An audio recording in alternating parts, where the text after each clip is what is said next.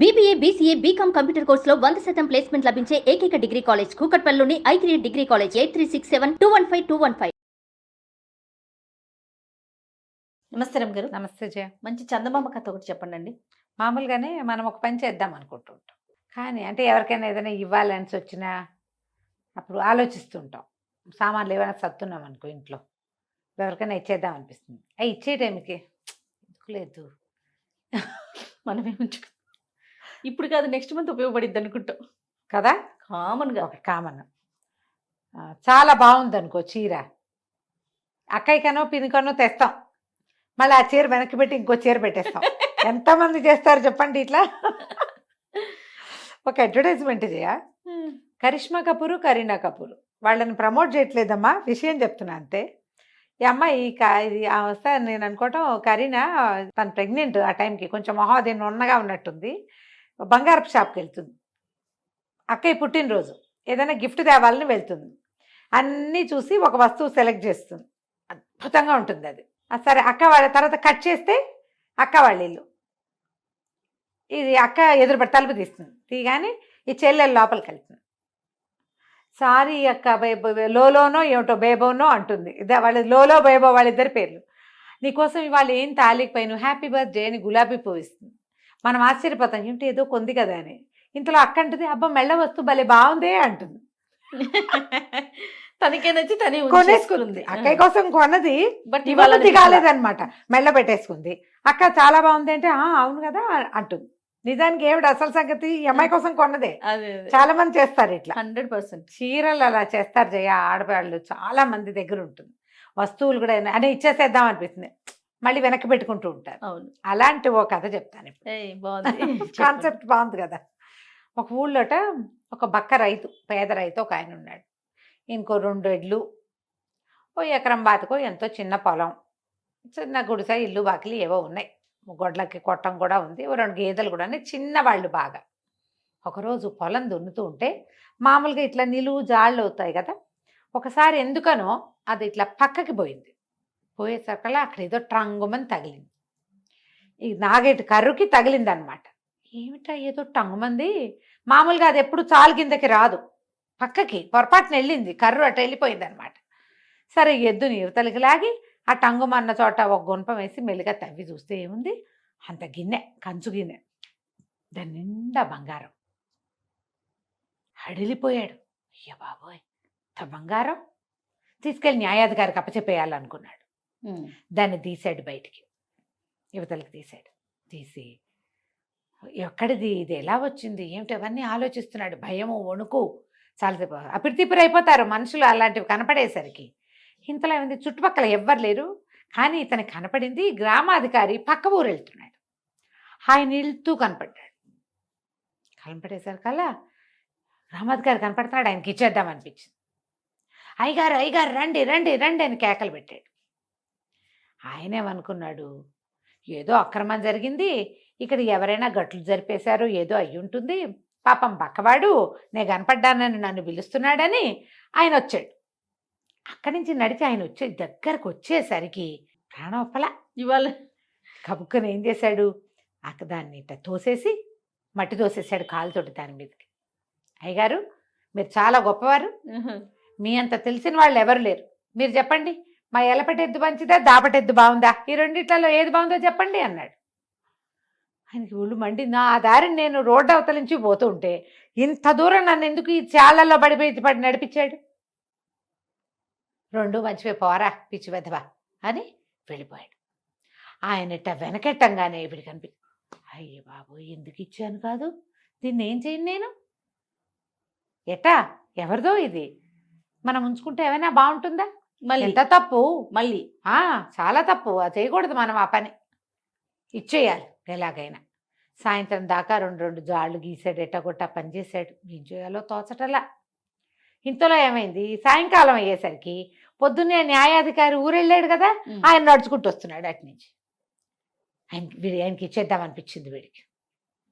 మళ్ళీ పిలిచాడు, అయ్యగారు అయ్యగారు అయ్యగారు రండి అన్నాడు. అనేసరికి ఈయన సరే ఎందుకో మళ్ళీ పిలుస్తున్నాడు, ఏదో ఉంది చెప్పలేక బాధపడుతున్నాడు వాడు అనుకున్నాడు. ఆయన మళ్ళీ ఆ దారి అవతల నుంచి గట్లన్నీ దిగి వీళ్ళ చాట్లోకి వచ్చాడు. వచ్చేసరికి కళ్ళు మళ్ళీ ఇవ్వబుద్ధి కాల గబుక్కొని దాని మీద మట్టి తోసేసి, మీరు పొద్దున్న చూశారు కదా నేను ఇటు తవ్వటం ఇటు దున్నటం, ఇప్పుడు ఇది దున్నాను, ఈ జాలి బాగుందా ఈ జాలి బాగుందా నిజం చెప్పండి అన్నాడు. చెర్రెత్తుకొచ్చింది, ఏమిటి వీడు దున్నిన చాళ్ళకి ఎవడైనా న్యాయాధికారి వచ్చి ఇది బాగుంది ఇది జడ్జిమెంట్ చెప్పాలా? పని చేసుకోపో వెధవా, దారిపోతున్న వాళ్ళందరినీ పిలుస్తావు, పని పాటలేదా నీకు అన్నాడు. ఆయనకే నవ్వొచ్చింది. అమాయకుడు వీడు, అందుకే ఇట్లా పిలుస్తున్నాడు అనుకున్నాడు. అనుకొని వెళ్ళిపోయాడు. వీడికి మళ్ళీ బాధ వచ్చేసింది. అమ్మో నేను ఎందుకు ఇవ్వటం లేదు, దీన్ని ఎట్ట ఉంచుకొని నేను, ఇది తప్పు కదా. సరే ఇప్పుడు ఏమైనా సరే అక్కడికి వెళ్ళిపోవాలనుకున్నాడు. సరే ఏం చేశాడు, ఒక గోను సంచిలో తనకు ఫుడ్ తెస్తుంది భార్య, ఒక సంచిలో పెట్టి పొద్దున్నే తెచ్చిపెట్టింది, అందులో దాన్ని పెట్టుకున్నాడు. భుజాన్ని వేసుకుని గొడ్లని ఎడ్లని రెండింటిని తోలుకుని పోయాడు ఇంటి.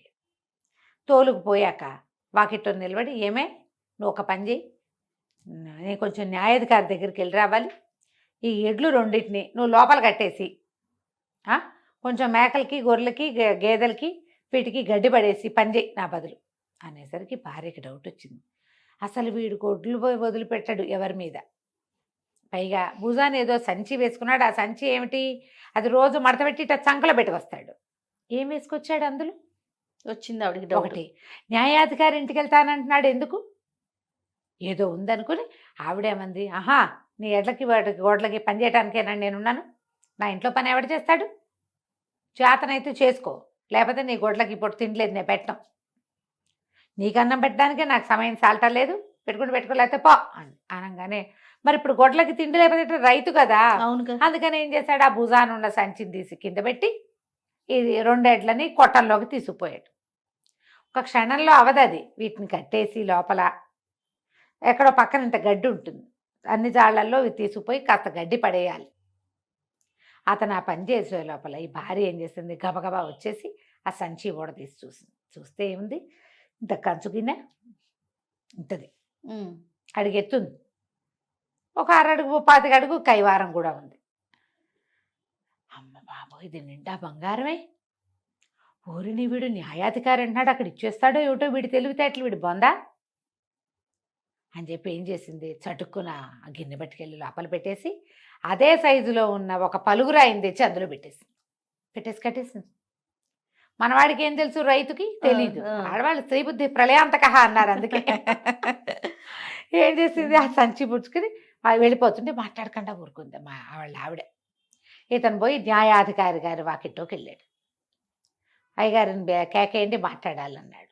పని వాళ్ళు ఎవరో 2-3 ఉన్నారు. అయ్యగారు మన అవతల బీళ్ళ దగ్గర ఉండే బకరైతే ఒకడు మిమ్మల్ని చూడడానికి వచ్చాడండి అనేసరికి ఆయన వచ్చాడు. అయ్యగారికి ఒక బహుమతి తెచ్చాను అన్నాడు. అయ్యగారు మీకు బహుమతి తెచ్చానండి ఇదిగోండి అన్నాడు. అనగానే న్యాయాధికారికి ఏమనిపించింది, వీడు పొద్దున్నుంచి ఏదో చెప్పాలనుకుంటున్నాడు మనతోటి. పొద్దున్న వెళ్ళేటప్పుడు పిలిచి ఒకటన్నాడు, వచ్చేటప్పుడు పిలిచి ఇంకోటన్నాడు, ఇప్పుడు ఏమిటో మూట పుచ్చుకొచ్చాడు, ఏదో ఉంది విశేషం అని, తీయండిరా విప్పండి మూట అన్నాడు. ఏముంది మూట విప్పితే చూస్తే అందులో ఇంత పలుగురాయి. ఒళ్ళు మండిపోయింది. రైతు నిర్ఘాంతపోయాడు. ఏమైంది గిన్నె అక్కడికి అర్థం కాల, పిక్క చచ్చిపోయి నుంచున్నాడు.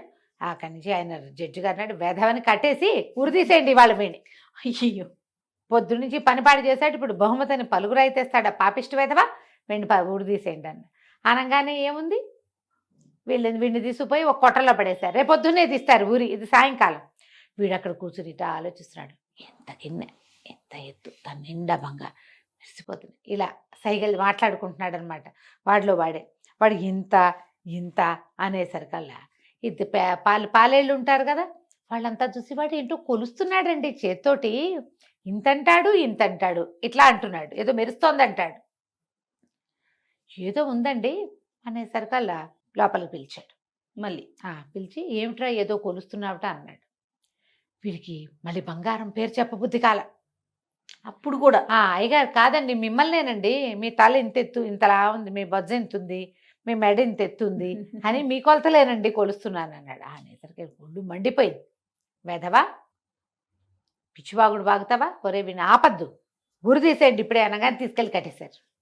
తీసుకెళ్ళి వెనక చేతులు 2 కట్టేసి దీని పేరేమిటి మన ఊరికోయికి తగిలిచ్చేయబోయారు.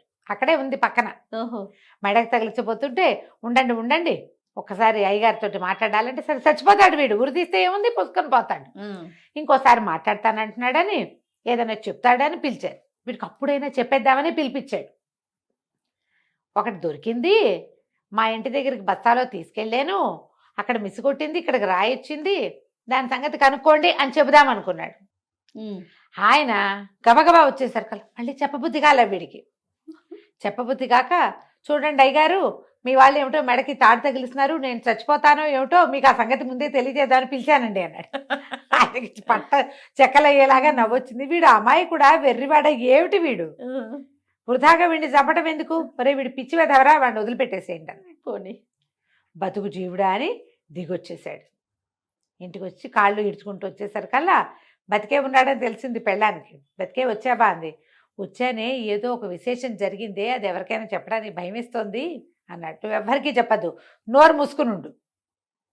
4 ఎకరాలు పొలం కొనిపెడతా, హాయిగా దున్నుకో, ఇంకో 4 గొడ్లు కొంటా, 4గురికి వెళ్ళు, సంపాదించుకో, అంతే. నువ్వు చూసింది నీకు తెలిసింది నీకు అర్థమైంది, నువ్వెవరికి చెప్పక్కర్లేదు అని చెప్పు. సరే నోరు మూసుకుని ఊరుకున్నాడు. భార్యే చూసుకుంది. ఇంకా తర్వాత ఆవిడ 10 ఎకరాల పొలం కొంది, ఇంకా పెద్ద గోశాలు కట్టించుకుంది, పెద్ద శాలు కట్టించుకుంది, గోడ్లు పెంచుకుంది, ఇల్లు బాకిలి అన్నీ పెరిగినాయి. వీళ్ళింటి ఒక డబ్బు వచ్చింది అనే సంగతి రెండో కంటి వాడికి తెలియకుండానే జరిగిపోయింది. తెలివిగల్ల భార్య ఆవిడ తెలివిగలది, వీడికి చపల చిత్తం. ఇవ్వాలని ఉంది, ఇవ్వద్దని ఉంది. మనం ఎన్నిసార్లు చేస్తాం ఇట్లా? చేస్తామండి. ఒకసారి జస్ట్ సరదాగా ప్రతి వాళ్ళు నేను ఏ ఏ విషయాల్లో ఇలా చేశాను అని ఆలోచించుకోండి. డెఫినెట్గా. మీరేం చేస్తారు అమ్మగారు?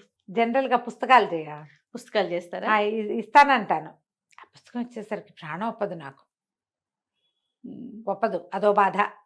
అక్కడి నుంచి చీరలు కూడా